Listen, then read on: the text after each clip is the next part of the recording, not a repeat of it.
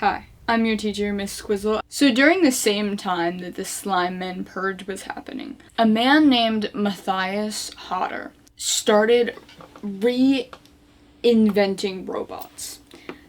This would have been controversial if people had known it was happening, but he was sort of an aloof scientist and was able to say, he pretended that he was looking for a way to defeat Iron Slime Men, but really he was working to engineer the robots so that they would be solar powered. So when Dr. Hodder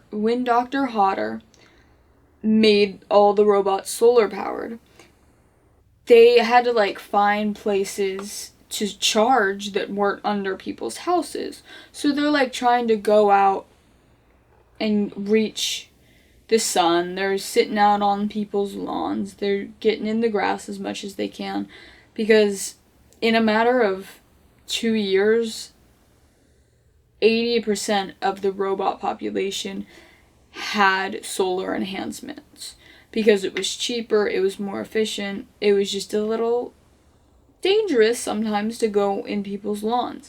When the mass public of humans found out that the robots had went solar, most of them did not see this as a good thing. They saw it as them evolving and becoming more powerful.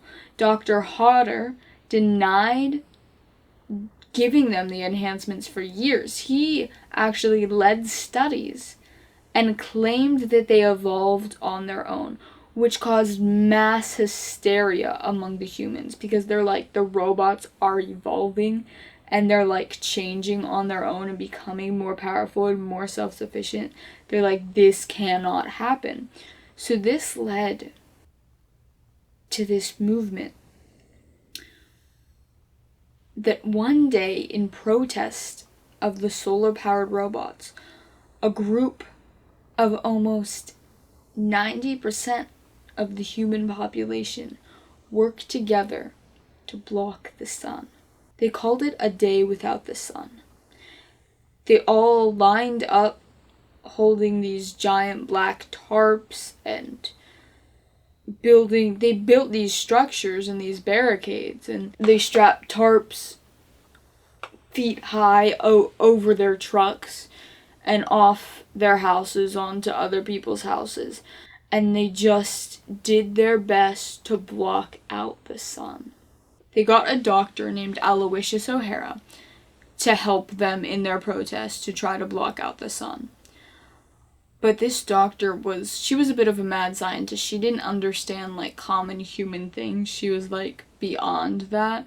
So what she did was make a black hole gun. And she shot it into the sky. And it blocked the sun. And there was a black hole sucking all the light and all the light. There was a black hole separating the sun and the earth. It was sucking all the heat, all the energy, all the light. So the protest went from this sort of bonding together against a common enemy to an absolute crisis because of what Dr. O'Hara had just done.